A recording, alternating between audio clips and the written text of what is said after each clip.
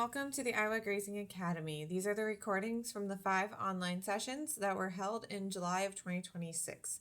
If you have any questions, please contact Shelby Gress at the email address listed on the slide. Thank you and enjoy these sessions. So I'm going to visit with everybody today a little bit about some of the programs that we've started using over the years. I'm sure everybody on here is familiar with grazing charts. And kind of once you get a little bit further into grazing management and pasture management, you in some ways kind of create this monster now that you have to be able to track days of rest. And I think we learned that very early on, and my predecessor did, that we can do a lot of good with all the things that we've talked about on here. But if we're not tracking and keeping accurate measurements on where our grass growth and recovery is, at some point it can almost get kind of overwhelming mid-season, and I'll see that when I go out and visit with people. So one of the things that we started down the track of about 4 years ago is trying to incorporate some better precision ag technologies on how to track these. What Rebecca has up on her screen would be the dashboard. This is actually our model farm of how we track and keep track of pasture movements, haying records, and cow records. If anybody on here has started using performance beef, maybe Maya grazing or anything like that, at some point you end up with so many different apps on your phone that you almost get data overload, right? So this product that we're looking at here is AgriWeb. There's a lot of companies that do similar things. This is the one that we chose to use because it did a good job of tracking pasture moves. It's easy for my crew to look at. It's also easy for me as the manager to give access to employees, as well as lay out daily tasks, repro tasks, breeding records, and everything like that. So where Rebecca's looking at right now is the dashboard. I'll actually have Rebecca tab down to what's coined ranch map and go ahead and click on that.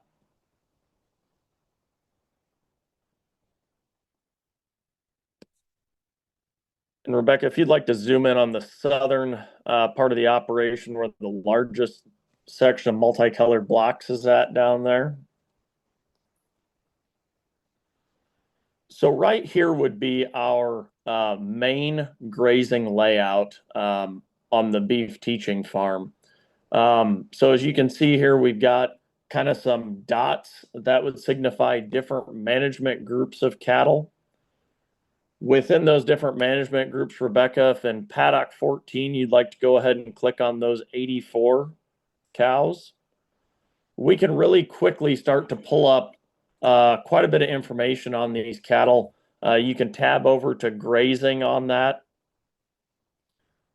We can start to look at where our carrying capacity is on things, how many days cattle have been in somewhere. We can go out and create pasture records. We can look at what our current stocking loads are, what our current stocking rates are.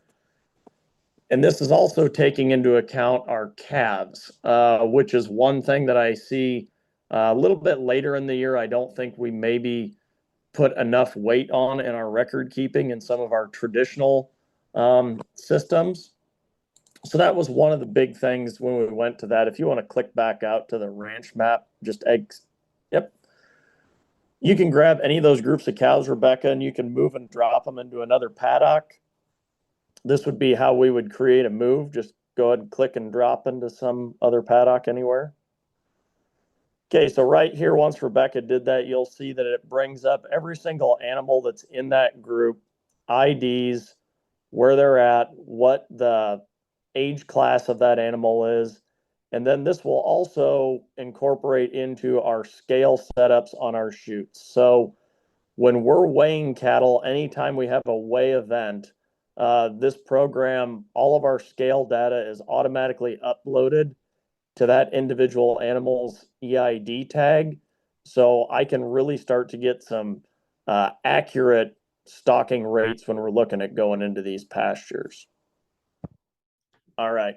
I'll just have you go back and let's click on the livestock tab. I'll take you in through just the animal record side of it.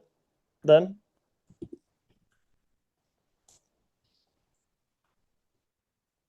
So we can go in here into the individual animal record side, and you can just go ahead and click on anybody, and it should bring up a record of that individual animal.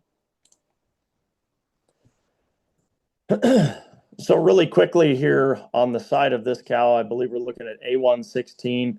We can scroll down on the right side, and it'll tell me what enterprise she's in, what her current management group is, parentage, and then down here at the bottom, I can actually look at what her offspring are. So I don't know the correct technical term for it, if you would call this blockchaining, but we can really quickly start to track through animals on the operation, as well as start to generate reports on our heifers and start to look at, total acres of forage used to raise pounds of weaned calf. For me as a manager, that's really the metric that I'm looking at the most, is how many total acres of forage are we using to create total pounds of weaned calf on an operation. And tools like this are what have definitely allowed us to do that. If you want to click back out to the ranch map, I'll show some of the haying records that we can formulate with this as well. So another big issue on this operation is tracking and managing forage records. So if you want to click on what would be called the East 20, it'd be the lower pink block on your screen, Rebecca. Yep. So right here, it'll tell us a cropping record on it that we had oats in that field in the past. We can click on a history on that field. If you want to go ahead and just click on it, it'll give us what our seeding date was, as well as what our herbicide treatment on that was. So we ran Enlist Liberty as well as Roundup on that field. So just from an overall record keeping standpoint, products like this have allowed us to do not only a better job of tracking rotations on our cows, but our whole operation. The last tab that we'll go into, if you want to scroll back out to the main menu, Rebecca. Let's go ahead and click on the grazing tab. So we click on our grazing tab, and obviously this is our mock farm. We can start tracking things like what our stock flow is, what our long-term rainfall is, as well as at the top, you'll see some tabs. We can look at historical data, as well as what our forecasted data is based off our geographical rainfall in our location. What I've found in the last year with this product, it's fairly accurate, but it is still, to me, it's about 15% less accurate than what my actual sward height estimates are when I actually go out there and look at it. Well, I guess the last part of this that I'll go into, when we're looking at laying these out, if you want to scroll back out to the ranch map, Rebecca, I've looked at different products. For instance, there's another one out there called Maya.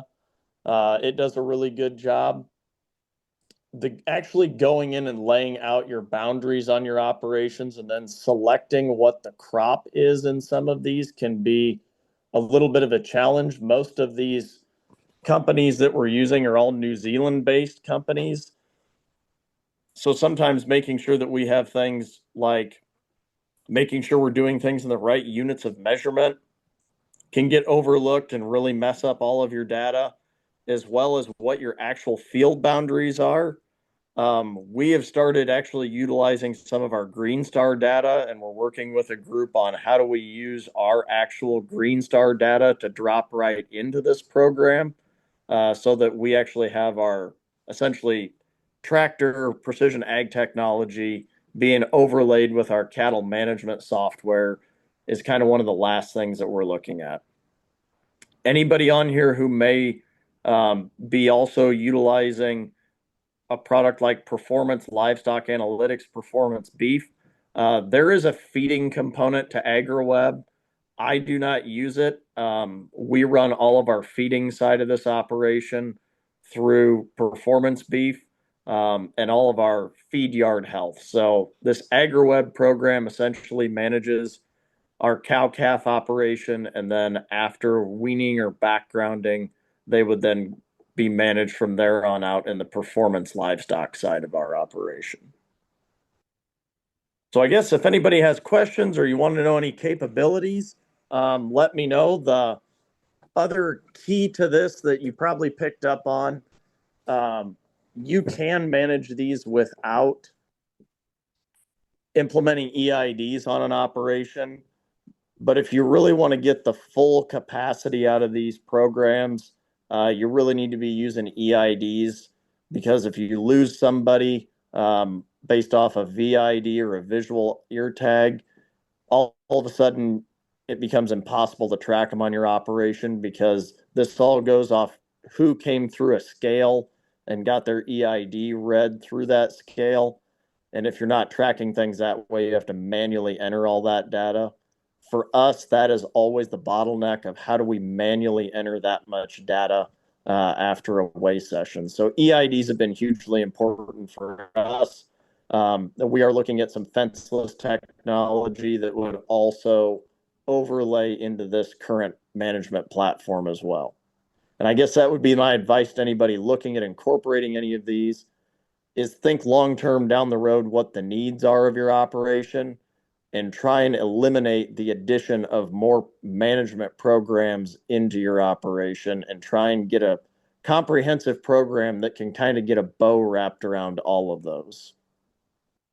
So, David, I'll start with a question. So a lot of these programs, it seems like the startup, getting it initially set up is what takes a lot of time. How much time did it take you, and how challenging was it to get all of your forage fields and your cows set up into this system? That's a great question and point, Denise. Initial setup, it probably took me about a month to get all of our data put in there. How we take that is we take a master list of all of our cows, and we will save that. Any IDs that need cleaned up at that time, we'll re-ID those cows going into that system, and then from there on out, that cow is then known as that ID. Just to get everybody on a uniform ID platform. On our hay fields and pastures, we had to standardize it.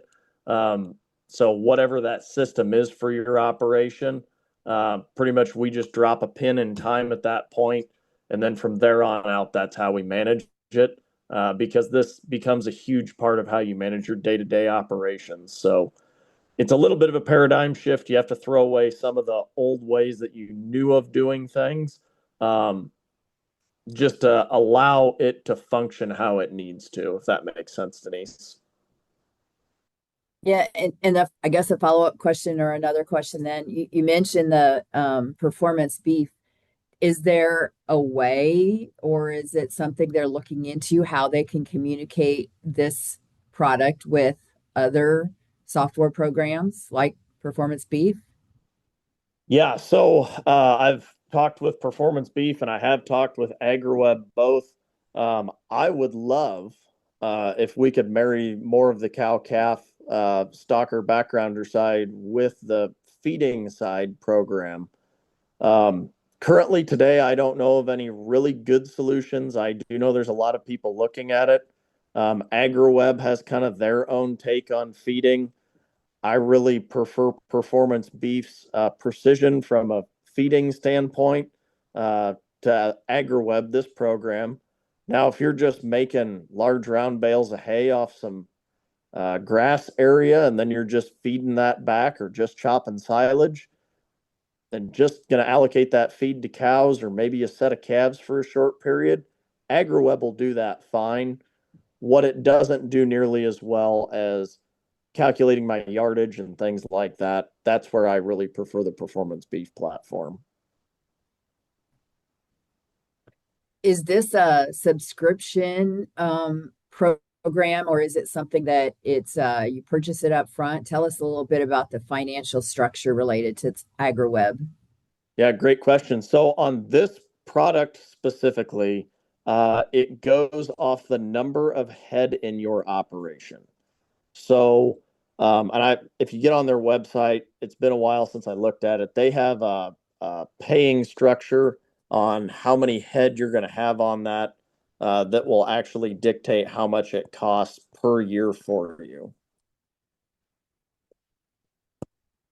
So I joined late, but I have a quick question for you. What is the added value of adding something like this to your operation? And sorry if you started with that. No, that's a great question. I'll be honest with everybody. I didn't think it was going to return that many hard dollars when I started in on this. It was more of an ease of transfer of records for projects and that. The added value for me is it's not that hard for me to keep track of a cow and a calf, or if where we run a fall herd and a spring herd, we actually run those together during certain parts of the year. It's really easy for us just to back sort those out here in August, dedicate them out into calving groups, as well as all of our record keeping is done chute side now when we're preg checking.